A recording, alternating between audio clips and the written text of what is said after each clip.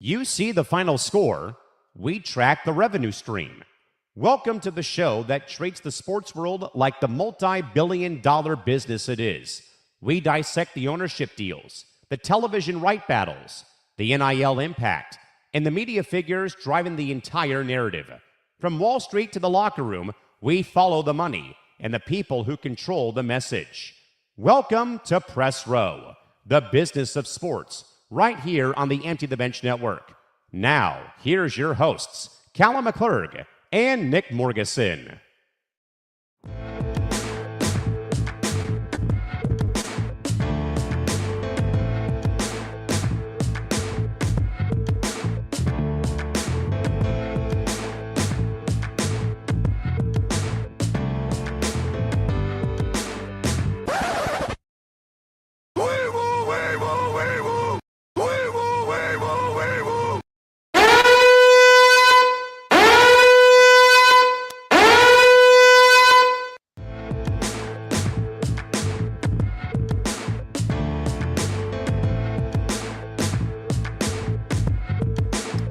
Hello, everybody. The sirens have, in fact, blared. We have breaking news. It is another Code Red edition of Press Row on ETB, where, again, news is broken in the sports world.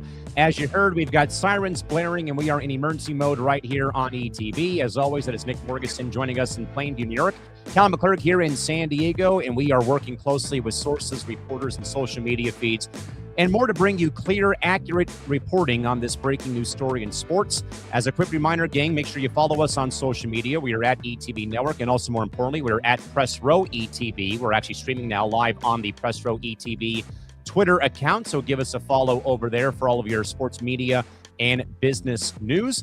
And also make sure you subscribe to us at youtube.com/ETB Network, because we're getting ever so closer to the 4,000 watch hour goal. Mr. Morgasen, I don't think you expected to be here talking about a certain sport, but I've been following this story, though, for almost the entire morning. And I knew that this was going to be an undercurrent, though, as we came out of the holiday break. But Nick, great to see you, my man. And I know that we were hoping for one more day of rest away from ETB, but sometimes the news cycle says get on the air. Yeah, no, this is my favorite part of this show, when big media news breaks. And excuse me, we're going to try to do some of these a little more often when news breaks, because I guarantee you we're going to get a lot of news breaking in the next couple of weeks, especially when the WNBA labor drama decides to break. People were probably thinking that we were coming on the air because we were going to break something with WNBA lockout drama. That is not the case. You can rest assured there is no WNBA lockout drama for one day. So you can rest assured on that front. But we're going to talk about the ECHL players' strike today. And I said that because I don't think Nick expected to be talking about hockey on this program here today, but here we are. You know what, though? I did my due diligences. I actually feel like I can hold my own in this conversation a little bit now. So just to give an idea of what we're talking about, the players of the ECHL are officially on strike. They decided to go on strike. It's not a lockout. It's not what's going on with the W right now, where they're trying to decide between a lockout or strike. This is officially declared by the players of the ECHL. So they've officially disrupted the operation. Whether it was warranted or not warranted, we can get into. But there's a lot happening. We can talk about all the Twitter accounts. I've been all over it like a hawk, like crazy, because a bunch of the different teams have dropped let's just call a spade, a canned statement by the ECHL, basically saying that blaming it on the players, where have we heard that before, where we decided to blame the players? Oh, the W? Yes. So yeah, this is getting blamed on the players. And now, well, actually, the weird thing is we were waiting to see if we were going to go live because there was one game left. And I kept saying to you, that doesn't make any sense at all. Like, so one game is going to go and play tonight while everybody else is going to postpone. How many games were supposed to be on tonight? We were supposed to have 13 games in the ECHL. So for those who are wondering, by the way, real quick, let me kind of get a bit more of the meat and potatoes. The ECHL and the Professional Hockey Players Association, it's the PHPA you're seeing on the screen, they have now reached a total impasse. As of today, the players have authorized a strike. 13 games across the country have been postponed, leaving thousands of fans at empty arenas across North America on one of the biggest days in the hockey calendar. Now, before I go further, because I know a lot of people are probably wondering aloud if this affects me in any way, shape, form, or size because I work within the sport. This is the league below the American Hockey League. So this is the AA ranks that are currently on strike, not my organization in San Diego, not my league in the American Hockey League. The league below us has gone on strike. And Nick, we have actually been following a Twitter account today from one of the best in the business from Tony Andrew Kedix, who is a AHL writer for my league, but also has been covering this whole story as well. Now, this actually, Nick, also happened beforehand today that the Gulls, my employer, my organization in San Diego, we called up one player today from our affiliate in Tulsa, Oklahoma, the Oilers, because we have a guy away playing in a different tournament over the course of the next, I'd say, 5 to 7 days, if not longer. But then, though, Nick, the other big story, though, came out, obviously, as games were being canceled or postponed, and there were 2 games that were left, and I told Morgasen, we're not going to do anything with this story until every game's postponed. There were a couple of holdouts left with Savannah in South Carolina, and I believe the other one was Jacksonville and Orlando were both the last 2 holdouts. But really early this morning, Tulsa, who's our affiliate in the East Coast League with San Diego and Anaheim, they were one of the first teams to put out a statement, hey, the game's been postponed because of the strike. And then gradually, Nick, more and more games are starting to get postponed as the last, I'd say, 3 to 5 hours have trickled off the clock today. Well, it's one of those one size fits all, right? Where eventually if one game postpones, you have to remember when you work in an operation with the Players Association, whether it's the W, whether it's the ECHL, whether it's any professional league, if one game cancels, everyone is going to cancel because you're not going to leave your other players out in the cold. You're just not going to do it. So usually when one game cancels, everyone around the league or the operation is going to know that's happening and everyone else is going to cancel. But I don't know if the games were necessarily canceled by the teams. The players just authorized a strike. It didn't show up. I think that's what happened here. Yeah, and further, for those who are wondering, and there were 13 games scheduled. This was supposed to be the first day back for the ECHL after the Christmas break. If anyone out there is curious about who was supposed to play tonight, though no one probably really knows these markets still, but it was Trios Rivetus, which is up in Quebec, versus Adirondack Falls, New York. We had Norfolk and Greensboro, Orlando, Jacksonville, South Carolina, Savannah, Georgia, Atlanta, and Greenville, Worcester and Maine, Wheeling, Toledo, Kalamazoo, Cincinnati, Indy, and Fort Wayne, Bloomington versus Iowa, Kansas City versus Tulsa, which again affected my organization with our affiliate down there, Allen versus Wichita, in Idaho versus Utah. All those games have all been canceled as of the last couple of hours here today. Okay, I have the way you said that now makes me think a question here. You said this was the first day that they came back off the holiday break? This was supposed to be the first day back from the break. Come on, you can't tell me that's not a coincidence, right? Not a coincidence, and mainly because the players in their statement had written, and we'll talk about this, Nick, and further, is the distance with this league and the travel demands were one of the main things that have been brought up, though. But first, though, Nick, let's get to this. Let's get to our first couple of questions. Nick, though, today, though, how catastrophic is the timing, though, of this strike for a league? Much like, Nick, any other minor league sport, I would probably say more like minor league baseball more than anything else, which operates mainly on razor-thin profit margins and relies heavily on holiday gate revenue, let alone, Nick, on tickets being sold. How catastrophic is this in your mind? It's big. On a 1 not being that bad and 10 being catastrophic, I see this going past the 10 because think about what happened when we had the issues with the MIL BPA when we it was only a couple of years ago that they finally formed a MIL BPA and to protect these players because these players were getting paid peanuts to play in games and they were getting paid peanuts. They were getting terrible meals between games. There was no post-game spread, and every trip is on the bus. And they had to go work jobs the same day sometimes that they were playing games. Yes. Which means they weren't being paid enough. So I kind of look at it in that regard, where they finally had to put an MILBPA together to protect these players who were making no money. Some were making thousands, not even like tens of thousands in the minors. Like it wasn't livable wage to afford to be a ball player in the minors. Why do you think every time a major league player goes down to the minors when they go on a rehab assignment, why do you think they're the one that pays for the dinners or puts out the big spread, or they buy the players suits when they're down there? Why do you think they do that? Exactly. Because they're the ones that made the time. Well, now. Not related to our story, Nick. Kyle Winningham, 5-year deal to Michigan, officially official. If we have time at the end, maybe we could talk about that. But, yeah, I look at this as minor league baseball, where they had issues with labor. And this is the same thing. And I'm looking at some of the information because I was kind of trying to sift through all the mumbo jumbo to understand it.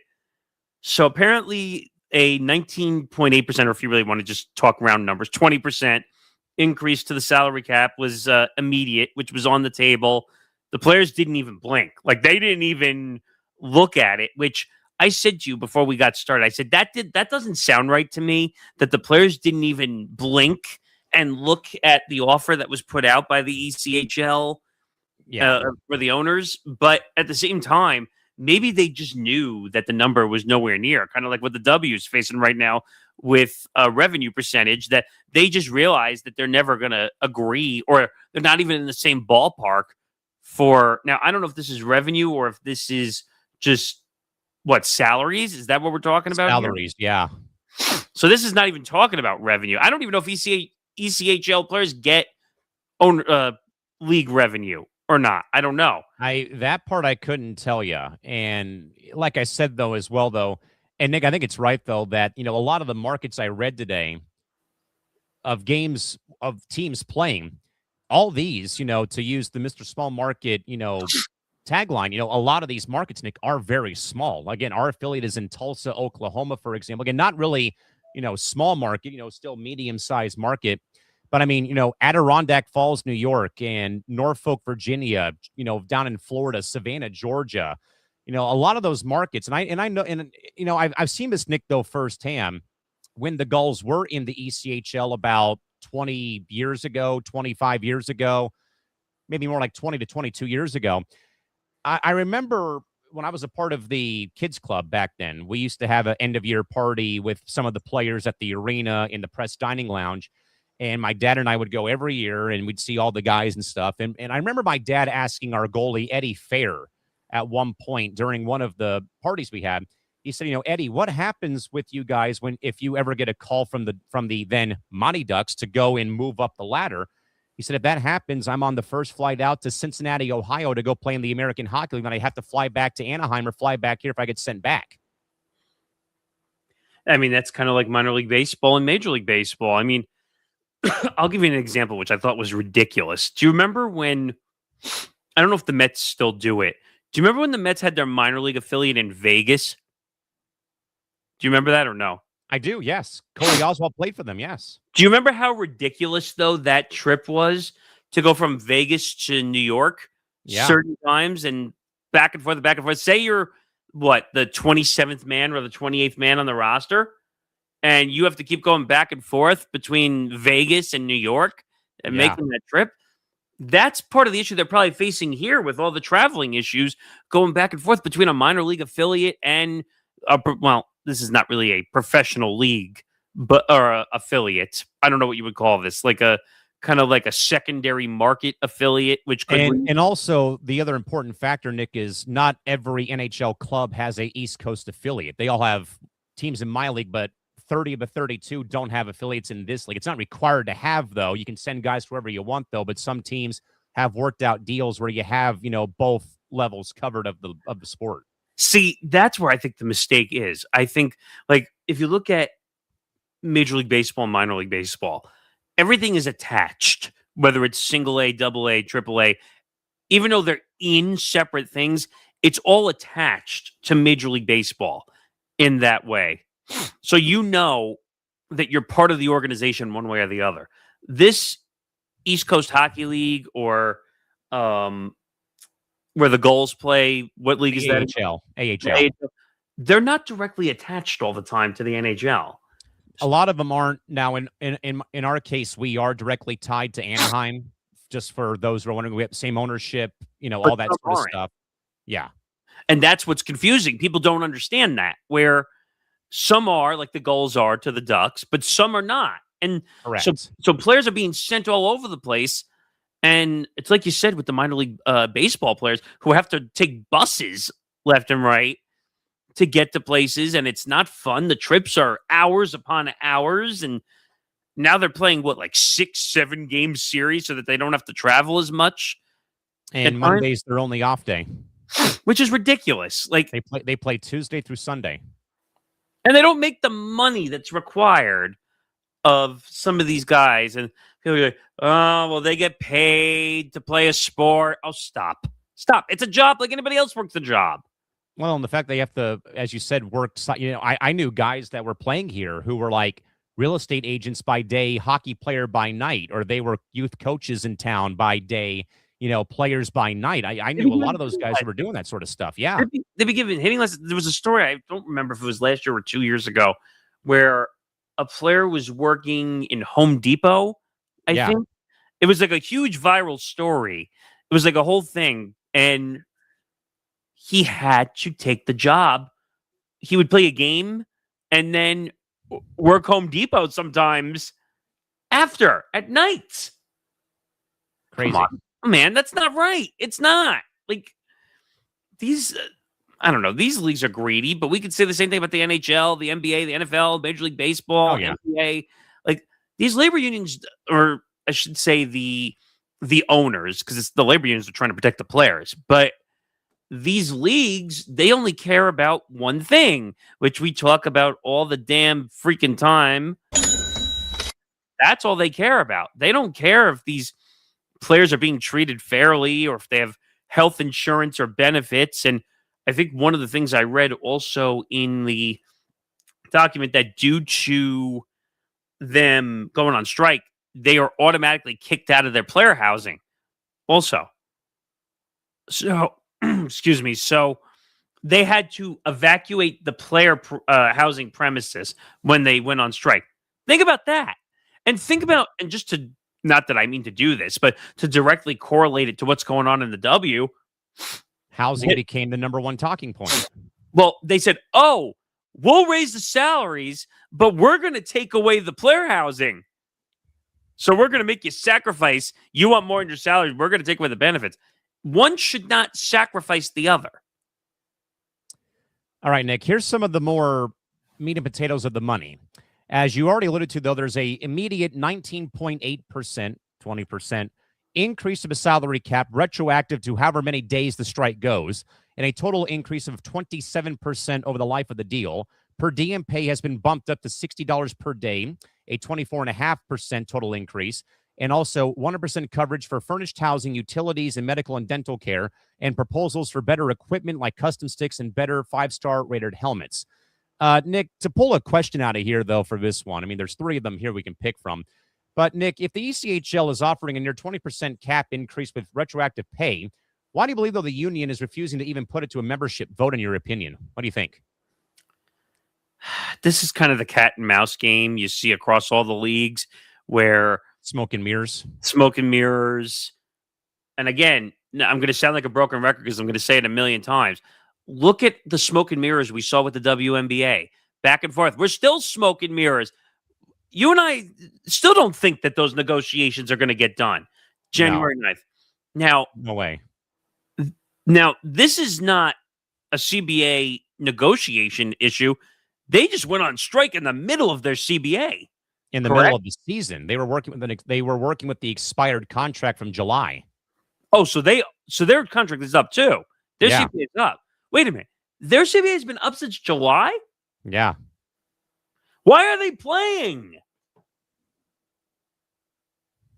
Oh wait, is this the play on goodwill because eventually we give back to the people who played through the tough negotiations? Is that what this is? Pretty much. I hate to say this, but like when I was working in radio and the show I was working on, the guy's contract was up for months, and he was working on goodwill.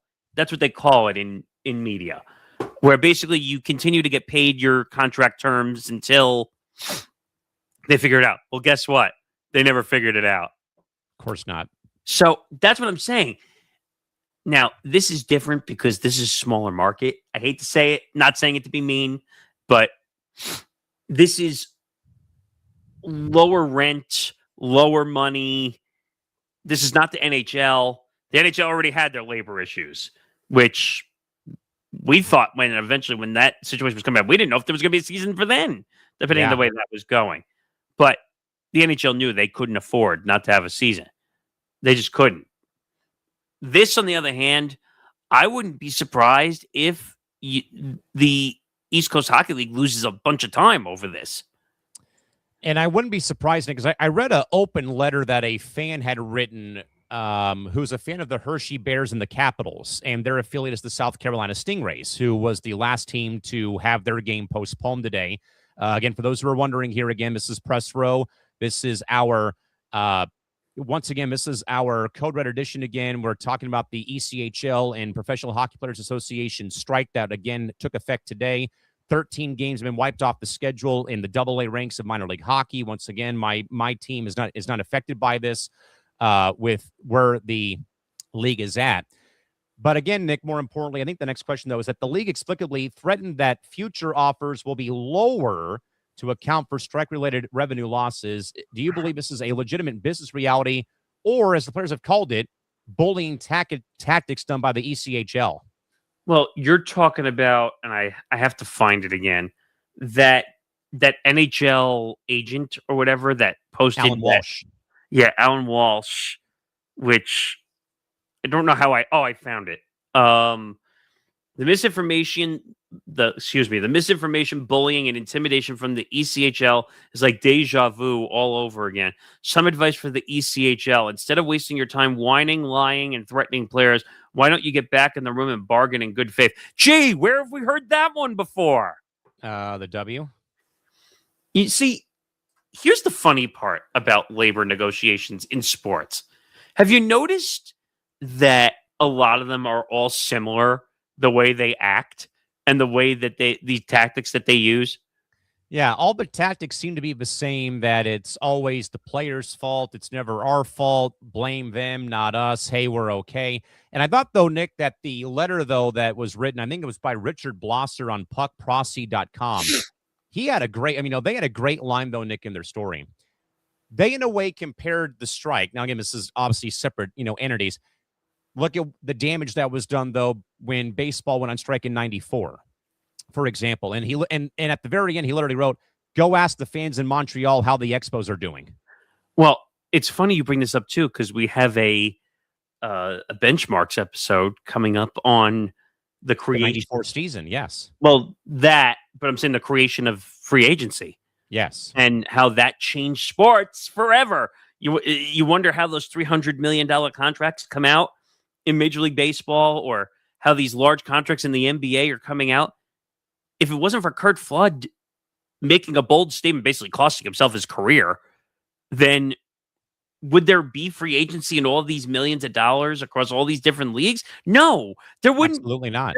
There wouldn't be, or would there be these giant TV contracts if it wasn't for Curt Flood saying, I'm going to put my foot in the sand and say, well, I'm not property to you, as that's a little teaser to the episode of what you said in it. But basically, these players are not property. They have the right to say, I want this and I want that, and someone eventually will pay me to be that. And that's kind of what this situation is, where the East Coast Hockey League players and the PHPA, the Players Association, is basically saying, look, give us our benefits, give us a higher salary, or else we're going to walk out. And that's what they did. And that's what they did. And real quick, I'm just looking for looking at something real quick. Can I read? can I read one more thing from Alan Walsh, though? Because I think it's interesting, too. Yes, please do. That he quote tweeted the ECHL statement, which I want to read also, which I probably should read that first before I read the quote tweet from Alan Walsh. Yeah, go ahead. So here's the statement from the ECHL. Unfortunately, union leaders deprived players of the opportunity to vote on our last, best, and final offer, an offer that would dramatically raise players' salaries by 20% in the first year, boost their per diem, which you mentioned, which was $60, which is really nothing if you think about it. Guarantee more off days, expand the top-of-the-line equipment available to players. Now, weren't you telling me that the helmets were an issue in the league also? Helmets have been an issue. Sticks have been an issue, and players have allegedly said they've gotten used gear from former players of the league. That's bad. Come on. Hand-me-down gear in 2025. Who the heck had that on their bingo card? But wait, here's another statement that a lot of owners and labor use, which I find insane. We did everything possible to avoid the outcome and hope that the union leadership will drop its unworkable scheduling demands.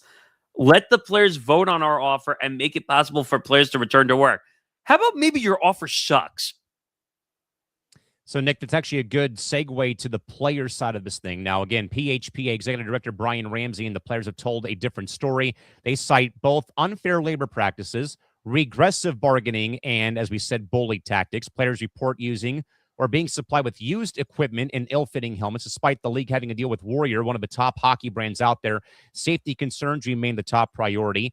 The bus league reality has only gotten worse, as the Players Association has claimed that the ECHL qualifies or counts the bus trips home, sometimes 9 hours or longer, as the team's day off, and also allegations that the league has bypassed the union to intimidate and bully players via direct emails from team upper management.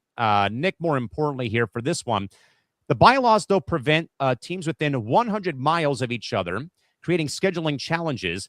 Is the league's overall geographic expansion actually hurting the players' physical health in your mind, especially as well, though, Nick? They play this like baseball, 3 games a week against the same team, Friday, Saturday, Sunday, usually. I mean, again, not to sound broken record, but I'm going to use a different example.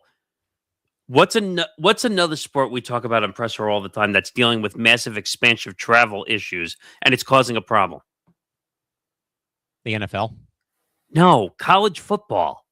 Yeah, that is true. Think about they keep wanting to expand. Let's take Rutgers and travel to USC. Let's take a school from the East Coast and travel all the way to, I don't know, Colorado. Like, we're taking teams and we're traveling across the coast, all because they want to hit the cash register, rather than protecting these athletes or protecting these professional athletes who, again, the lines are blurred because of NIL. But at the same time, everything is being treated as professional now. So Nick, do you want me to read off the division alignment for where my affiliate in Tulsa is located in the distance they have to travel? Yeah, I'm curious to know, actually. All right. The Mountain Division of the Mountain Division of the Western Conference for the ECHL goes as follows by city. Allen, Texas. Okay. Boise, Idaho. What? Suburban Kansas City, Missouri. Independence, Kansas City, or Missouri. Rapid City, South Dakota. Okay, I know where this is going. This is literally, it's all over the map. Yes. Lake Tahoe, Nevada. Tulsa, Oklahoma. So we're literally spread out all over the country, is literally what you're telling me. West Valley City, Utah. Wichita, Kansas. This makes no sense. It's not. See, the one thing that Major League Baseball does right currently is think about it. The AL East, the NL East. Like, they keep everybody for the most part, except for Rob Manfred's kooky idea of trying to combine the Yankees, the Mets, and the Phillies, and who was the other team? The Red Sox, into one, which I don't think they should do. Padres, Angels, Dodgers, Diamondbacks? No, thank you. But that's the one thing they did get right, is having the AL East. And if you notice, the only time they travel really out is like for interleague games, which is, of course, those are games you want to see, at least. But because people are going to want to see Yankee Dodgers if it were there, but or I don't know, or Mets or Yankees Mets in that regard, or in your sake, Angels Padres. But Yeah. but those are warranted travel, at least. There's no warranted travel. Like it's all over the place, and that's why the players are complaining about the amount of travel and not making enough money to accept all this travel. Nick, in a league, though, 2 levels below the National Hockey League, how is it possible, though, that players are getting used equipment or hand-me-down gear? And how is that even a talking point now in 2025? I mean, Warrior is one of the, in perspective, Warrior's one of the biggest brands out there in the hockey scope. I'm more of a Bauer equipment guy, but you got Bauer, CCM, True, and Warrior's like the main 4 suppliers. I mean, if that claim, though, is true, Nick, that really, I think, opens up a major can of worms so that guys are playing with used gear from former players of the league. Gross. Well, here's another issue that we're not talking about, which is, do they have a sponsor?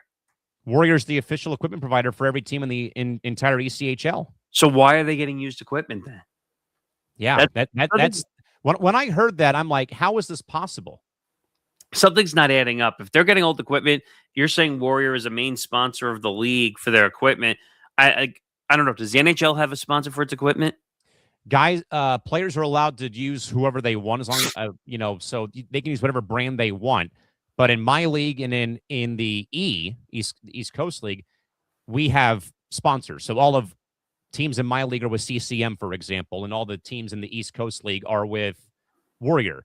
And I will say this too. If a player from the NHL comes down to rehab in San Diego, for example, and they don't have CCM gear, they actually have to be marked on the roster sheet that they're a supplier exemption from the CCM gear because they're coming down from the NHL. Oh, that's ridiculous. It shouldn't matter what equipment you are. But think about the other leagues. Like in Major League Baseball, you get whatever deal you are, whether that's Reebok or Nike or whatever equipment you're wearing, or forget it. Can you imagine if the NBA didn't allow certain sponsor deals for these players, whether it was Nike, Reebok, Jordan, or Adidas?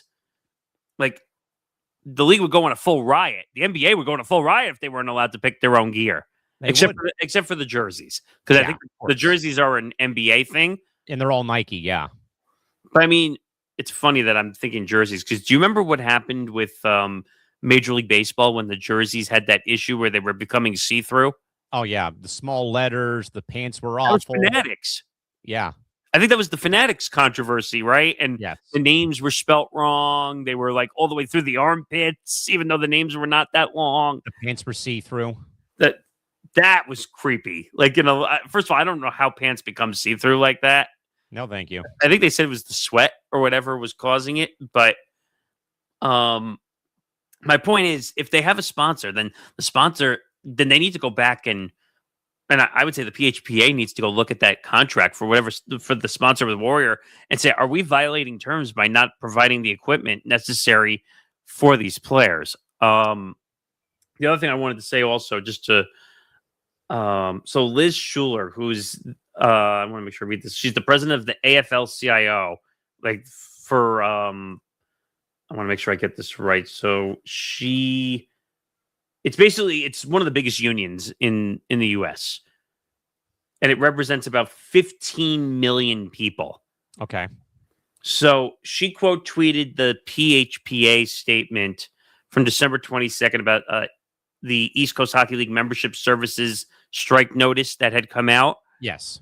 And she said the AFL CIO's 15 million members are standing with the PHPA players as they press for a fair contract that reflects their talent and guarantees dignity, respect, and safety on the job.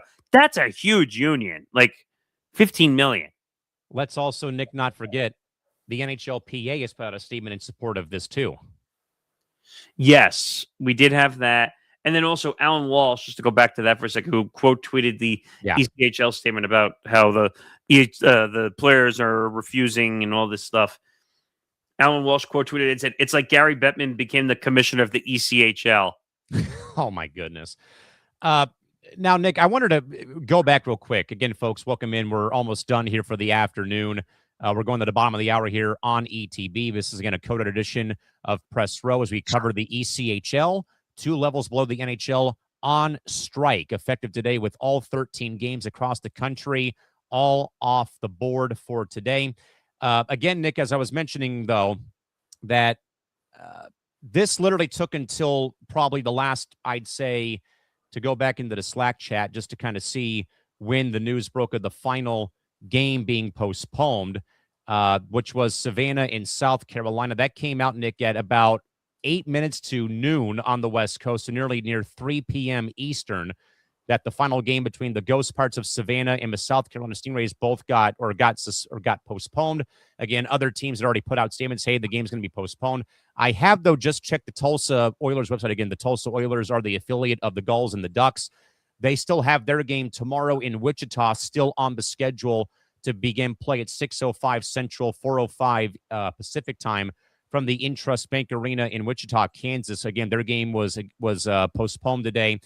Nick, going back to Twitter, though, real quick, from Inside AHL hockey writer Tony Androkidis, he wrote 4 hours ago, so far, the Atlanta Gladiators postponed versus the Greenville Swamp Rabbits and the Trios Riveras, or Three Rivers Growlers. I forget the name. I see their statement. I'm looking at it here. Postponed versus the Adirondack Thunder. All those teams, or so far the Gladiators and Three Rivers, have announced their plans to field the team for their following games, I would assume, Nick, on Saturday. So that's at least promising that maybe that some guys will play. We'll see. But also, Nick, I have pulled up, though, a statement that I saw floating around the web last night, early this morning. This, Nick, actually comes from a player in the E. This is courtesy of Josh Wilkins's IG account. He is currently playing for the South Carolina Stingrays within the Washington Capitals organization. So he wrote this statement that I found on Reddit, and it reads in part the following. After spending the last 4 years with the South Carolina Stingrays, I can honestly say the organization has treated its players with professionalism, class, and respect. From my understanding, the league recently presented a solid proposal that was denied by the PHPA without first asking the players or holding a vote to determine whether we felt the offer was fair. We are now being encouraged to strike, to not report to play, and to publicly criticize our organizations and teams, even if we personally want to play the game. That puts many of us in an extremely difficult and unfair position. The PHPA has also issued multiple public statements using our names without our review, consent, or approval, having words and positions attributed to us that we have not personally agreed to is flat out unacceptable. We signed an agreement to play this season under the existing contract until a new deal could be reached. We did not sign an agreement to strike, to shut down the season, or to forfeit our pay. Many of us are simply wanting the chance to play, to honor our contracts, support our organizations, and continue our careers while negotiations are handled properly and transparently. Then he tags the franchise, the league, and the PHPA. Your thoughts? This sounds like a game of chicken. That's literally what this sounds like right now. But here's a issue now that I didn't even realize. Now that I hear that, now it sounds like the players and the PHPA are striking against one another at the same time. They're pretty much bopping each other on the head with picket signs. And I'm like, wait a minute. This whole time I thought this was like the players were 1,000,000% behind the PHPA, but now we're finding out that the players were not even called or asked for permission to make a statement. Like, I'm like, the only thing I can think of is like,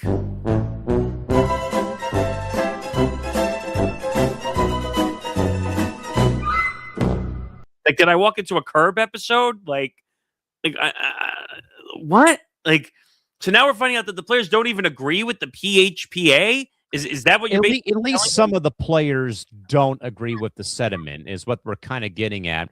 And furthermore, Nick, real quick, I think the main other elephant in the room, though, Nick, is that grind of the travel again. The league, again, has claimed the 9-hour bus trip home from your away game, like in Kansas, in Wichita for the upcoming game for the Oilers, for example. That's your day off, is traveling 9 hours home from Wichita back to Tulsa? That's effed up. And the same thing, and I'm not just saying this for this. I'm saying this for minor league baseball. I'm saying this for the G League. I'm saying this for anything. You're telling me that these greedy-ass professional league owners can't afford something, plain something for these guys, so they don't have to go on 8 to 9 hour bus rides? Like, it's bad enough that they're being paid peanuts, but you can't give them transportation? So, Nick, I'm also trying to skim through the roster for the Tulsa Oilers. Again, the Oilers are our affiliate in the East Coast League in San Diego, in for the Anaheim Ducks. Because Tony Androkidis, again, this guy has been phenomenal covering the story. This story also broke 2 hours ago, Nick, that the Wilkes-Barre-Scranton Penguins, which is the AHL club for Pittsburgh, today they called up all 10 of the remaining players that had AHL contracts from the East Coast affiliate in Wheeling, West Virginia today. I would not be surprised, Nick, if more teams do this, though, in the coming hours, let alone days. So, do you know Melissa Burgess or no? I do, yes. Her husband is a PA announcer in upstate New York. Okay, she just tweeted out a minute ago, the Mercs have recalled Matteo Constantini and Redmond Savage from the ECHL's Jacksonville Icemen. So the Mercs, by the way, are the Rochester Americans who feed the Buffalo Sabres. So apparently some moves are being made. They're beginning to trickle out now. So that seems like part of what is happening. But a lot of people are tagging the ECHL and going after them on Twitter right now, currently. I mean, I'm not surprised. I mean, it's kind of been that way, Nick. And ever since I began to scour Twitter again, folks, you can follow us on Twitter again. We're now at Press Row ETB for our account. Ever since I began going down the rabbit hole today, it's been just flooded now with ECHL content. For those who, again, wondering, more teams are putting out statements. The Reading Royals, who are tied to the Philadelphia Flyers, I believe, put out their statement again, the same copy pasta, Nick, that we've been talking about, where every team has shared the same sentiments, or the same statement, I should say, just changing wording about, hey, our game versus so-and-so has been postponed, with, again, the very lengthy statement from the league and from the PHPA. So the Reading Royals have now put out their statement within the last 45 minutes. See, I don't like this. Now I'm seeing on social media that, like, some fans, like, were responding back to the ECHL over the dumb statements they were making, and they're blocking fans. Yeah, that's okay. You know what that is, Nick? Petty? It's petty, but it's also Oaklamento Athletics behavior for how they turned off their social media comments for like the last 5 years because they didn't like how the fans were, barking at them. I'll go a step further. That's them admitting the fans are right. If they're blocking the fans for them being upset, that means that they're admitting defeat by blocking them. Nick, I just came across a tweet from this morning from Andrew Zadoronsky. Okay. December 26th is typically a big revenue day for ECHL teams. The timing of the strike by the PHPA was obviously designed to inflict financial harm to all the franchises. Oof. I don't know that unless he's got proof of that, you can't really say it. You need like actual paperwork, financial proof to prove if it's damaging all the franchises purposely. But I don't know. I mean, so here's another interesting update from the Iowa Heartlanders, who tweeted at 11 a.m. Pacific time today. They were supposed to have a game, a theme game involving Bluey the dog from Disney Channel today. Wait, Bluey? That's Disney? Oh, yeah. I think it is, yeah. Either way, they were supposed to have a big event today for Bluey. Oh, like a character day. Oh, yeah. And the team actually put in their statement, for people who had already had tickets for tonight's game, the Heartlanders will host the Bluey meet and greet still at the arena from 6 to 8 p.m. Central Time. Doors will open at 6 p.m., and ticket sales are no longer available. The only way to see Bluey this regular season is to come tonight. The rescheduled game will not include an appearance from Bluey. Limited concessions will be open, including beer sales, free face painting, locker room tours, and fans will have the chance to come down to the ice to shoot the puck during the course of the evening, with the team store also being open for post-Christmas shopping. Good on them, by the way, for making that men's. Yes, but at the same time, you're right. That's great on them. But is that a little petty too that they're talking about like selling stuff in the middle of Of a strike. a strike? A little petty. Yeah, I think so. Um, I get it. I know why they're doing it because they're trying to open everything up to fans. But at the same time, why are you allowed to sell stuff when you? So now we have information, Nick, leaking out about tomorrow's games in the ECHL. There's no way they can play these games. The Florida Everblades, yes, that is their name, the Everblades. They have announced that their regular season game tomorrow, 12:27 versus the Reading Royals, has been postponed. Yeah, I could. Duh. Can I get a yes for 500, Alex? Like, Well, however, they didn't use the statement though in their release about the game being postponed. Fans are encouraged to stay tuned to our website and social media channels for updates regarding the future home games, including games scheduled for Sunday and Monday, also against Reading. wait, what? So they're postponing more games? They said to stay tuned to social platforms regarding future home games for the upcoming weekend. That's a nice way of saying that they're not playing until further notice. They were the only team who so far, Nick, did not copy and paste the statement about why the games have been postponed.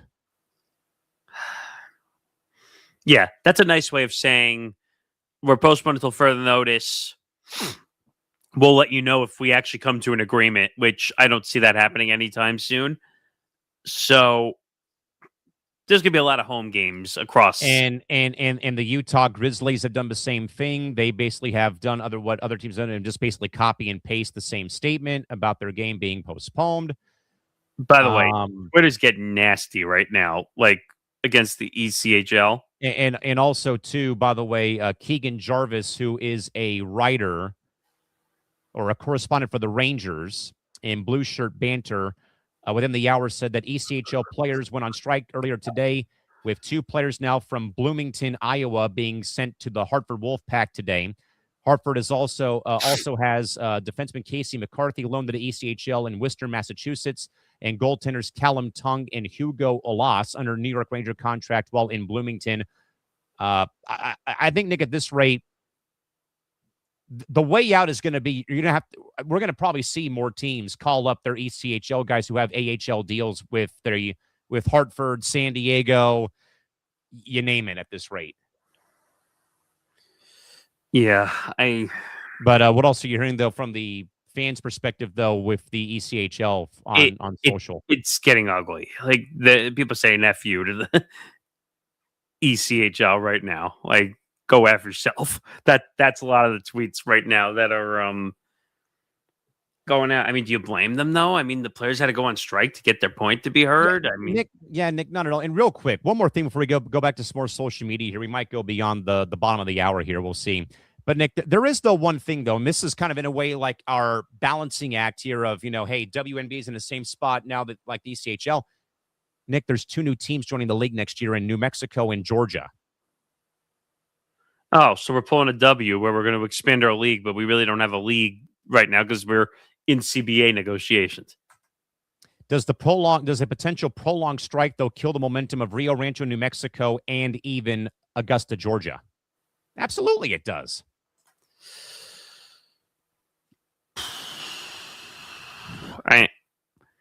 They got to get a deal.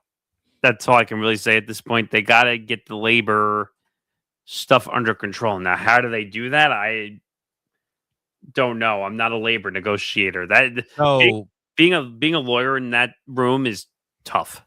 So another update came within the last half an hour from the Wheeling Nailers, the affiliate of the Penguins. They also, Nick, did not use the statement. They literally just put out tonight's game between the Nailers and Walleye at Huntington Center has been postponed. We'll be in direct communication with our fans about any home games that will be postponed or rescheduled at a later time and date. For more information, but though, Nick, every team that was given the link though to read the statement from the league though. For more information, please visit echl.com/CBA. Yeah, I don't know. Is this player greed? Is this league greed? There's like 3 separate things going on here. The owners probably don't want to pay. The players are fed up with all the travel, and then the PHPA is going after its own players. Like, I don't know what to believe anymore. Like, I feel like I'm in a tornado spinning around. So far, Nick, the only team that's put a player statement out has been the Allen Americans of the ECHL. They wrote in part, and this has been the only thing that the Americans, I think, have shared today. They read, it reads in part, "Dear fans, we want to be clear and transparent with you. In solidarity with our fellow competitors and union members, we will be partaking in the strike beginning today until further notice. This action is not directed towards the Allen Americans organization. We are extremely grateful to play for a first-class organization in front of such passionate and dedicated fans. Miles and Johnny, I should say, the owners, have created an environment that players are proud to be a part of and one where players truly want to play. Our decision is solely about standing together with our union to support the future of our players. Our hope is that the PHPA and the ECHL can come to an agreement so we can get back to playing in front of the best fans in the league. We sincerely appreciate your understanding and continued support, and we look forward to returning to the ice as soon as possible. Sincerely, your Allen American players." Open and close quote. End of a statement. I mean, I'm looking at the Kansas City Mavericks statements also. I mean, they highlight all tickets for postponed games will remain valid, and fans can be assured that refunds will be issued if a game cannot be rescheduled. No action is required from ticket holders at this time. Well, duh. There's no action they can take. What action can they take? They can go on social media and yell about it, but is that really going to solve anything? No. So James Krause, who is a writer for the Journal Gazette in Fort Wayne, Indiana, put a 3-part statement out within the last couple of minutes, or actually the last few hours, I should say, which again is just basically the same statement that we've been hearing for the most part. Furthermore, let's see. Speaking of roster moves, the Iowa Wild with the Minnesota Wild, go figure. They did, though, Nick, have to sign a player to a AHL contract to bring him up today from their affiliate in the ECHL. Well, yeah, they're going to bring players up. That's not a surprise. Well, this is different, though, than just a call-up, though, because his contract was with the East Coast affiliate. They had to basically buy the contract and bring him up to the AHL. Well, yeah, we hear that in Major League Baseball all the time. Remember they say, "Oh, we're going to purchase the contract of such and such and bring them up to the majors," because the contracts are different between minor leagues and professional organizations when they make it to the professional league. So I don't know. This is going to take a while for them. Yeah, and we hope, though, that as the strike does linger, we hope to get a few people within ECHL circles, not my league again with the AHL, the ECHL circles, to hopefully come and be a part of the program and help us out here with some more understanding about what, of course, has transpired. Furthermore, trying to just see what else is broken here. Speaking to Melissa Burgess, she also said, Nick, 3 hours ago too, that other teams have already recalled players like Parker Gahagan was called up to Bridgeport for the Islanders. Justin Janicki called up to Coachella Valley, and Harrison Israels to Rockford.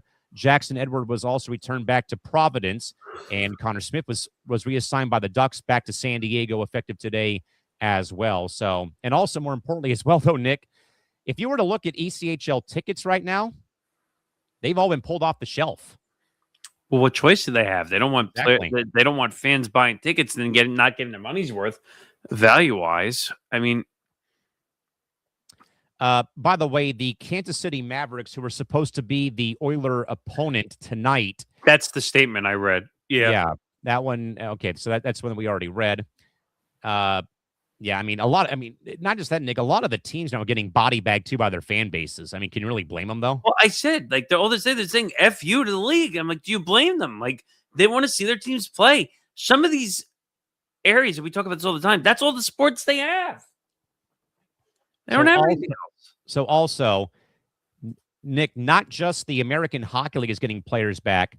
Teams playing in developmental leagues like the SPHL are getting players back too. Just saw a tweet from the Quad City Storm, who wrote that defenseman Dmitry Toporowski is back from his loan with the Oilers and will be playing tonight for them in Quad City, Iowa. So already here we are, Nick, with guys who have been, who right now they're kind of like wondering what the heck's going to happen. And now some guys going to be able to play a game tonight, despite the league going underneath right now with the ongoing strike. This is going to hit rock bottom before it gets any better. It's going to get worse and worse and worse to the point where these players are going to be suffering, not even making any money, even though they were making peanuts to begin with. And when they realize that they're not making any money, that's when things become desperate. Seriously. Yeah, just looking around for what else we have here. Again, just once more, a lot of teams, though, folks, have just been sharing this, have just, again, shared the statement that, again, was put out by the ECHL. More than anything else than that, there's not a whole lot we really can go on here other than just kind of covering where things stand. And again, Nick, I was also trying to look at the roster for the Tulsa Oilers and trying to see who might, in fact, get called up from there to come to San Diego and just kind of take a roster spot. Let's see. There's 1, there's 2, 3, 4, 5. Whoops. As I click on one of the players' info, 6. One of them got called today. So 7, 8, 9, 10. Probably as many, Nick. San Diego and between Tulsa and San Diego, Nick, there could be 10 guys, much like the Wheeling, Wilkes-Barre, Scranton ordeal, that those guys may, in fact, come up, though, and be a part of, I'd say, a taxi squad, maybe. Like they do in baseball. I want to know, though, Nick, more importantly, how is this now going to work, though, for AHL clubs who, in fact, make these roster moves, though? They're going to have to work around the AHL. They're going to have to. I mean, the roster is going to become very bloated when I go back to work on Sunday at this rate. Well, yeah, because all the players are going to get sent to the AHL because they need playing time. But how many freaking players can you send to an AHL roster if there's only so many spots? So, Nick, I have a lengthy statement here from Brandon Lowe. I saw that statement. Yeah. Yeah. So Brandon Lowe wrote a very lengthy post here. We're kind of against the clock here. Do it. It's okay. And I mean, he kind of doesn't really, Nick, hold punches here, it looks like. But he wrote in part, I entered the ECHL in 2016. The EC seemed like it stood for Entertaining Circus rather than East Coast. Oh, this is juicy. One of my first memories was a 14-hour straight shot road trip from Rapid City, South Dakota to Boise, Idaho. Through the mountain pass, our bus driver's frozen piss was glued to the side of our 18-wheeler transport truck, or the bus, from the catheter he attached himself to shave off travel time. Oh. That league is in the rear view. 427 regular season games later, I'm a walking example of what the minors can do to your body. In the last 16 months, I have torn 2 hip labrums, 2 shoulder labrums, my growing, and an MCL due to the grueling travel in the league's 72-game season demand. It should be noted, nobody held a gun to my head and forced me to play the game. I fully understood the risk of the game and did it for my teammates and the chance to move an organization forward. In one corner, new PHP director Brian Ramsey is banging the table to make a difference for the players.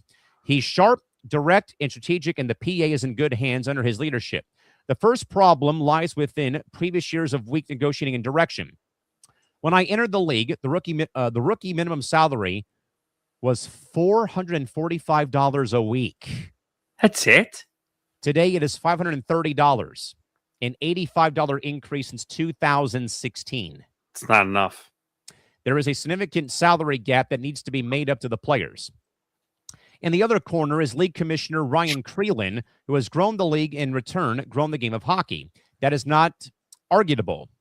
The shockwave of having a union director that cares mixed with teams that don't know how to turn a profit from their business is where another problem does lie. Hockey, the ECHL, and some of the teams have a marketing and retention problem. Their inability to make additional revenue and feel comfortable finally spending on players' salaries has made them put away their wallets and brought the negotiations to a standstill. Player likenesses is something the ECHL has not ever figured out. Players need to be compensated, but also given a platform through the teams and the league to be successful. Higher compensation equals less players leaving equals higher NIL returns. To fill this gap in the meantime, where is the NHL? Where is Commissioner Bettman? It's an NHL-affiliated league with legitimate prospects. Do they actually care? No. With over 750-plus ECHLers playing games in the NHL, that's a feeder system. Where is the support? Change for the players is long overdue. The compensation being requested is far from astronomical. If you don't have an extra $150,000 in your bank account as owner, then you shouldn't own a pro hockey team. For players, unity is how you win. If you want a home business and get your mortgage paid for by the team, congratulations, you escaped ECHL reality. As a leader, it's your job to look to the left and right in your locker room and fight for the guys that make $530 a week. From the front office to the fans, media to management, this is about the players not knowing when the next paycheck will come. Is as stressful as it gets. Hoping for resolution. Signed, Brandon Lowe. So, yeah, really. Brandon Lowe, I should say. My apologies, but bravo.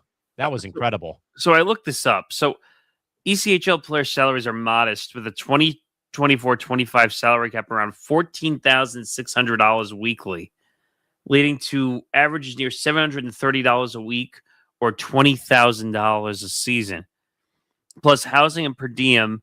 But actual pay varies, with rookies earning minimum $530 a week and veterans earning more, while players with NHL and AHL contracts earn significantly less against the cap.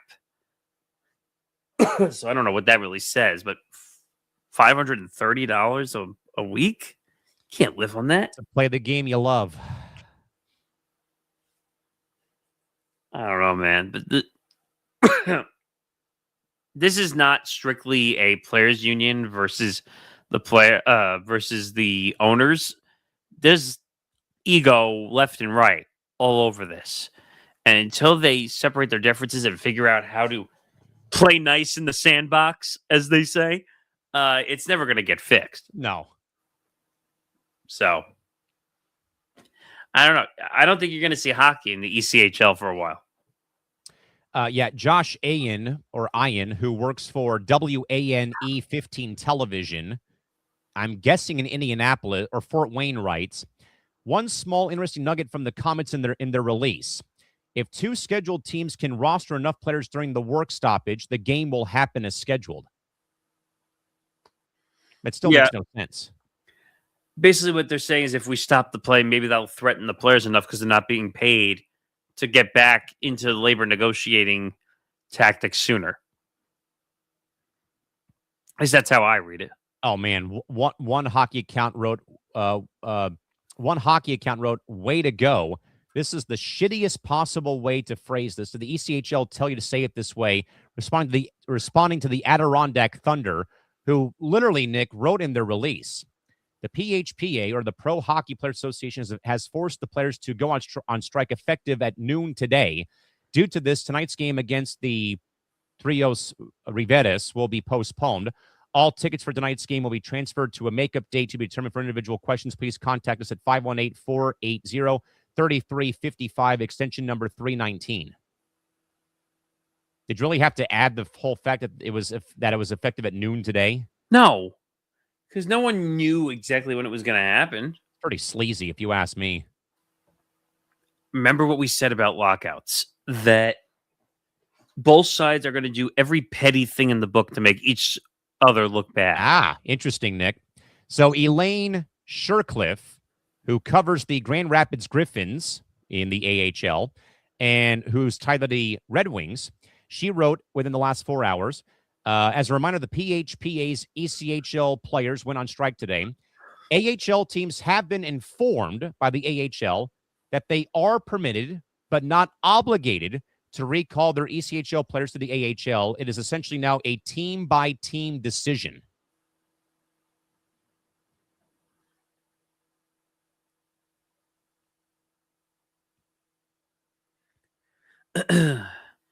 Oh man. So it's essentially a team by team basis about what they want to do. Per Elaine Shercliffe of who covers the Grand Rapids Griffins in the AHL. Yeah, so they got to decide: are they going to stand in solidarity or are they not?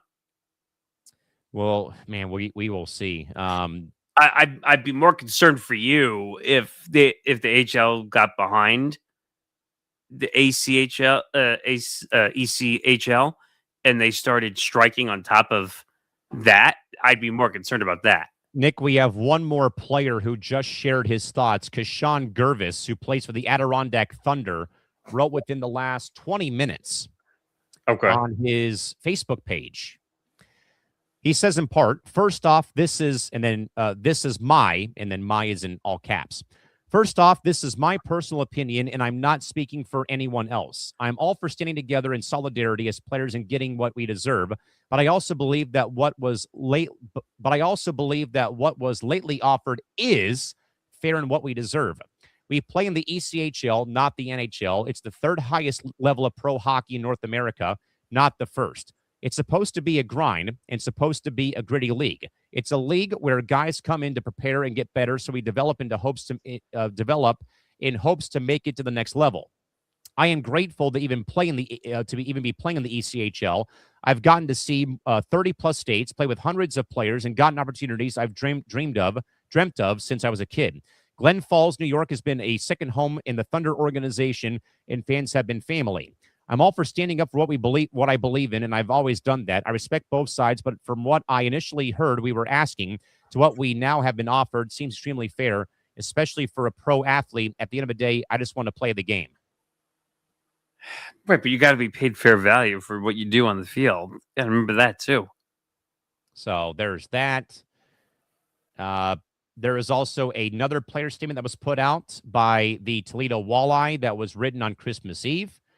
That again is kind of followed the same sort of scope, though. In part of the statement from the players from Toledo, we want to explain why this is happening and we believe it's important that you understand how we got here. That the associates have been working to try to get a deal done, and they're all trying to get back as closely as they can. Yeah, I don't know, Nick. Like this will get much like the WNBA, Nick. This will get worse before it gets better anytime soon. It's going to hit rock bottom. Once it hits rock bottom, they'll kill each other in the negotiating room to the point where they're not going to agree. And then like the W, they'll go cool off and they'll probably take a break for 2 or 3 weeks like the W did. And then eventually they'll come back to the table and say, okay, we both were morons during the negotiation. Let's get something done so we can move on from this.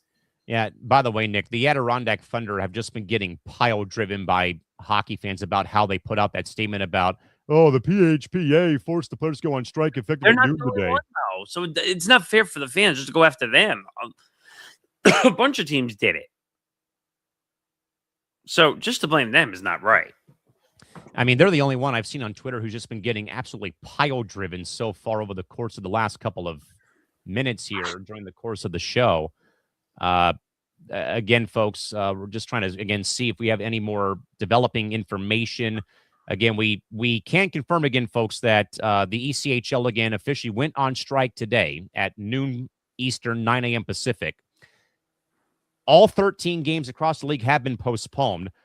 We're waiting for a domino effect. The Florida Everblades already put up that they would not be playing on Saturday, probably not playing on Sunday or Monday either versus the Reading Royals of Reading, Pennsylvania. And just trying to see if there's anything else really has broken. By the way, Nick, as well, Andrew Zadoronsky had a follow-up, though, to the earlier statement that we read, though, concerning Josh Wilkins, who, again, made the first statement we read. Again, he plays for the South Carolina Stingrays at this point in time. Andrew wrote in part, quote tweeting it, "This is a significant breaking of the ranks by the Stingray players," where I'm guessing that Wilkins has basically, in a way, said, I'm not going to follow the lead of the organization and go on my own path, basically. And then Andrew had a couple of replies, it looks like, to this story or this statement that was put out. and not much really came out of it as I thought it would be. So Andrew had replied back to a fan of the Lions up in Quebec. Andrew wrote back yesterday, "No, the Lions say that they love their owners, but they are striking for the rights of all the ECHL players.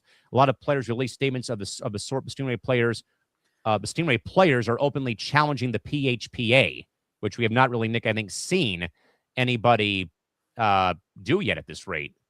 Well, that's what I was saying. That why are the players striking against their own players association? That's not adding up to me. The W negotiations were not doing that. No, they were not. No, they were doing other stupid things, but not. Oh yeah, fighting against not fighting against their own players association. That's death waiting to happen. Yeah. So basically, I think it's going to be the end of the line for us here, Nick. Here on Code Red, again, as we said, folks, once more, the East Coast Hockey League, the ECHL, the AA affiliate for 30 of the 32 AHL and NHL franchises. Once more, per the Adirondack Thunder, 9 a.m. Pacific time, noon Eastern, went on strike today, clamoring and hoping for a better deal for the players. We talked a lot, though, Nick, about the struggles, though, when it came, though, to the travel, the equipment issues, the salary issues, the pay, and the last-ditch effort was put up by the league and by the league on Christmas Day. And apparently, Nick, they've gone nowhere. And I'm sure we'll be keeping an eye on this, though, and we'll hopefully, Nick, try to get some ECHL and hockey writers on probably the next time we have some major news that breaks with the story. Yeah, quick programming note, obviously, as well. Press Row Year in Review, December 29th. That's not a typo. It's a 4-hour show. Yes. Yes. 2 p.m. to 6 p.m. We're doing drive time radio on live stream. Literally. I don't remember the last time we did a 4-hour show, if we've ever done a 4-hour show. No, we've gone from 1 to 3, but not 4. Well, no, we've done a 3-hour show at Press Row. We've never done a 4-hour show. No, we have not. So yeah. So this is going to be our end of year show. Tune in. We're putting together some of our best moments in the sports media and business landscape. We will give you 3 out of the 4 hours will be news. We've got a lot of news already in the pipeline that we are going to talk about on Monday. Maybe we'll have some more news on this front with the ECHL. So make sure you join us on Monday. We have some guests. I did get a confirmation from one today for the beginning of the year. Bart Winkler will join us probably on our first show back. January 9th, or January 7th, I mean. January 7th. The 7th. The 9th is when the other league goes on strike. So we're going to get into the ISN debacle a little bit more on January 7th. In case people are wondering, Westwood One Sports, which is taking over for Infinity Sports Network, starts on December 29th. Not the beginning of the new year, like when a new network or something starts. December 29th. So if you were hoping it was going to last the rest of the year to say goodbye to it, yeah, it's not. Monday starts the new Westwood One Sports. But yeah, this was different for me today. Talking a little bit a little puck, baby. Welcome to my world. About time. I don't mind it. See, that's the difference between me and other people. Like, I don't mind like talking different things and really getting into it. Wasn't expecting to come in on a Friday knowing we have a show Monday, but let alone the fact coming in on a day after the holiday too. Oh, I've been working through the holidays. That's nothing new. But I did a bit of work on Christmas evening after everyone was asleep. Yeah, that's what I did also. Don't worry, you'll all be happy. Benchmarks episodes are ready all the way through April. I think I gave you another one last night. That'll be late April too. So there we go. January 4th, midnight Eastern. Check it out. First episode. Magic. We'll have a little teaser episode drop on Sunday night though too. Oh yeah, that's right. you'll get that first. That'll open your podcast feed so you can find everything. And then January 4th, episode 1, Magic Johnson and the HIV story will be episode 1. You'll be leading that one off. And then I do some NBA stuff and some what else have I done so far? You got a lot of good stuff. That's the one that stands out to me because that was the whole Daryl Morey situation. Where's that drop? Because that's kind of where that Morey is a liar. That's kind of where that drop came from. So, but yeah, make sure you follow us across social media. Where are we here? Follow Press Row at Press Row ETB, which we are live streaming to and have been live streaming to now. Yeah. So check us out on there.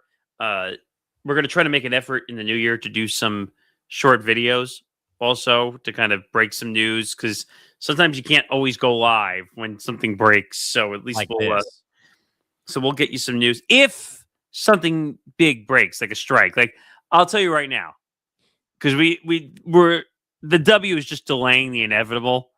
So quit moving the goalpost already. No pun intended. When that breaks, you're gonna get a 4 or 5 hour show, probably out of us. Yes. When that breaks, hopefully it doesn't break like on some random weekend. Please. Let's hope, please. So actually, we thought when we were doing the show, we thought it was going to be a Sunday. We were there, ready to go. Oh, we're gonna back it up by 30 more days. We'll keep moving those goalposts back. Anyway, let's get out of here. You want to go take a nap? I can tell. I want to go get lunch. Lunch. I'm gonna go eat. Actually, we're both gonna go eat. But hopefully everyone had a good Christmas, Hanukkah, Kwanzaa, whatever you Festivus. If you celebrate all that stuff, I love it. And then we are how many days? 5 days away from New Year's Eve, officially. So yeah. We actually are going to have some programming on New Year's Eve. Yes. Trevor is going to be doing a little CFP preview for the games. Yeah. Forever Power 5 will come out on, I think, Monday. Rare Monday edition of Forever Power 5. Just moving the chess pieces, baby. Moving the goalposts, moving the chess pieces. So, yeah, a lot of programming, even though... and the ETV Lounge gets open for business on January 5th at 7 o'clock Pacific time. Scary part is that's like quickly approaching now. Oh.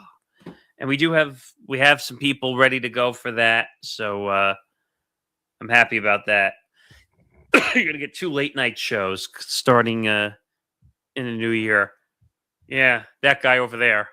And Nick D on Saturdays. So actually, I need you to update that on the lounge Twitter.